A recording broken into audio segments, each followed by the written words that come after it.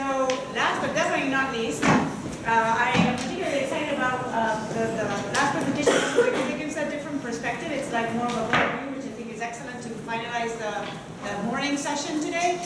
And also because it's, well, first of all, award-winning material that Devin's going to explain a little bit more, but also from the private sector as well.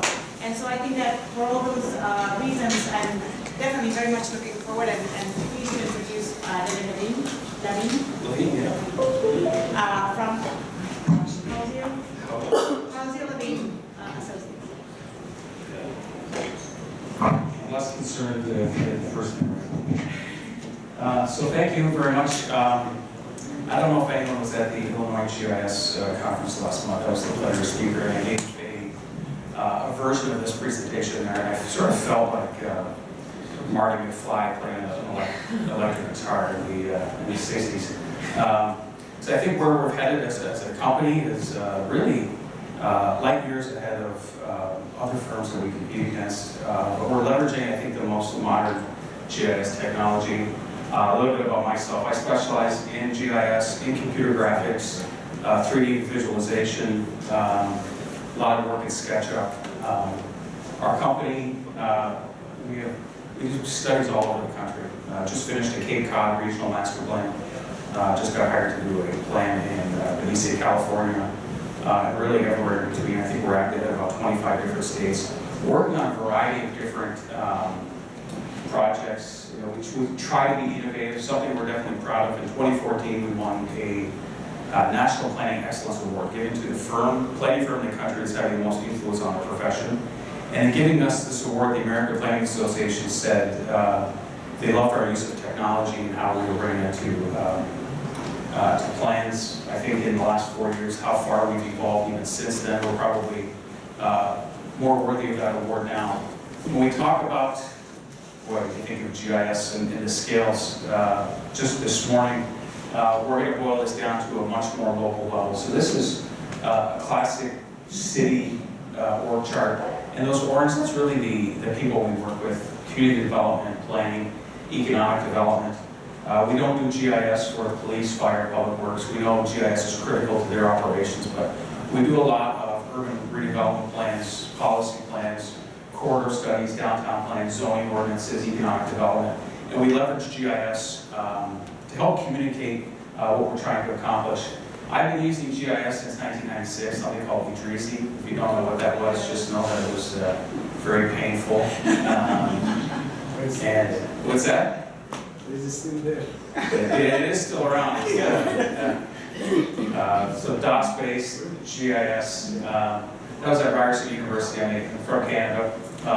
Had the opportunity to work at the Naperville Park District, and there was really no one looking over my shoulder, and I just got the ability to just sort of grind away and learn ArcMap. Coincidentally, the data set I learned was the city of Naperville, and if you're at Esri, if you've ever seen any Esri demo, it's the city of Naperville. So I was messing around with that data set 20 years ago. So now, in 2013, we had just a call on someone from Esri stopped by our office, and he asked us if we use GIS. He was looking at all of our plans, all of our graphics, and said, "Boy, do you use GIS for this?" And we were real honest with him. We said we don't. We had put so much attention to the look and feel of our graphics, and that GIS just couldn't get it there. ArcMap, if you tweak the line weight, which shows on your screen doesn't change, you don't really know the results until you print it. And so we were using Adobe Illustrator for everything. We were in and out of GIS as quickly as possible, and that was the reputation our firm had, these visually compelling graphics. So we were honest with them. They sort of urged us at the time. We had hacked together this mapping tool, a civic engagement platform on top of Google Maps. We brought it onto the ArcGIS stack. We became an Esri Silver partner. So I'll give you an idea. In 2004, this is what our maps look like. This is sort of, imagine this is our time distribution. In and out of GIS as quickly as possible. Some Photoshop work, but Adobe Illustrator. And this is when we started the Houseal Associates 14 years ago. In 2008, sort of we advanced. We're using 3D, Google SketchUp. Still though, the GIS needle wasn't moving very far. 2012, we were an early adopter of a program called City Engine. I'll run through what that is in just a bit. We're using a little more desktop. We're doing business analysts now. We're doing all of our market research in-house. We're expanding into where we are today. We think this is Randolph Street, if you don't know, Cadillac Theater. Done in SketchUp and GIS, to give you an idea of where we've taken our graphics. But I think together we use about 20 different pieces of software. And we call this sort of workflow our geodesign workflow. Geodesign being this term that Esri has put out there. So back in 2013, we had one workstation that ran ArcMap, and that was it. To give you an idea where we're at now, we have 3D workstations, these 20 core dual Xeon processor workstations, 256 gigabytes of RAM. We got 4 of these that do all of our hardcore 3D work. All the other workstations, we're now running GIS server inside of our office. We have our own web server, and then we leverage our GIS online to the extent possible. And our partnership with Esri gives us access to this. And one of the things we say we're doing is we're putting more science in our plans. Where we had Adobe Illustrator, it was just a pretty picture. Now we're putting science. To give you an idea, this was this plan that we did in St. Cloud, Minnesota. We did the comprehensive plan. It included a real cursory review of parks and recreation, something real simple, just a buffer analysis. Draw me a half-mile buffer around every single park site. And from this analysis, we sort of show pretty well-covered community in terms of park service, but it doesn't accurately represent how people walk to their parks. So the city asked us, you can think here, this is a river. You can see the buffer extending across the river. This is a 4-lane divided highway, the park bubbles. So the city hired us back to do a park and recreation master plan. And this was what the result of that plan was. And so what we did when we now specifically were hired to do a park and recreation master plan, we just didn't do these little service area bubbles. We did network analysis. This is the easiest thing you can do in GIS. Highlight a piece of geometry, you say drop me a buffer, and this is what comes out. What we did is we identified every point of access to the park site. Where do the sidewalks connect to the parks? And then we also identified all of the pedestrian barriers. What are the barriers you don't want a mom in a stroller sort of walking across, little Timmy on his bike? What are the things that absolutely should deter someone from using a park? And let's identify the true areas of service. So we created for their 96 parks every single access point. And then we ran a network analysis. Show me the 1-minute walk, 2-minute walk, 3-minute walk, 5-minute walk, and 10-minute walk to the park site. This represents how people are going to use these park sites. So from that to that, we significantly diminished the service area of parks in the community. And what we found were these big holes in through here. And we also found areas of heavy concentration that we already knew. So it's led to a big shift in policy. That was a question just asked. Locally here, we know the city's looking to acquire a park site in this area and in this area. They're putting more money into this park to expand it. Another thing we do, we hear this sort of ring analysis from a market perspective. You take a site, you draw these rings, 1 mile, 3 mile, 5 mile. And at heart, so what we do now is we do drive time analysis, and I think, I like to think most people are doing drive time analysis, but I just heard Chick-fil-A is now delivering chicken to a 10-mile radius. And so that means if you live in Edgewater, you can get Chick-fil-A delivered, and it's going to come from the Chick-fil-A downtown. So that's about a 40-minute drive in rush hour. So what we do is we look at drive time. So if we're doing a market analysis, we don't take these rings and sort of look at the retail and trade, these 1, 3, 5 mile rings. We look at drive time. So this is Metro St. Louis. The pin we have is at the Brentwood, which is at the end of an interstate, the city of Brentwood. And you can see within a 15-minute drive of Brentwood, you can cross the river and be in Illinois. So this type of analysis is indeed how people shop. You shop with what's close to you from how long it takes you to drive there, not how far you could fly or take your hang glider to it. So you look at these numbers, and the change is really substantial. So we go from here, where we're not even in downtown St. Louis, to a more accurate representation of how people shop. And so here are the numbers. the trade area, the 1 mile ring. We're at $287 million potential demand. That jumps to $655 million. So there's definitely more science here. We know within 5 minutes of Brentwood, that's how much market potential is. And so when we develop these plans for the communities, we're basing it on not just the easy geoprocessing analysis, but the science. We're also using a tool called GeoPlanner for our GIS. We're doing a plan for Bentonville, Arkansas. And Bentonville is the home of Walmart. And their MPO is telling them their population is going to double in the next 10 years and then double again in the next 20. So think of Naperville in 1970, where it doubled in 1980 and doubled in 1990. So they're at 40,000.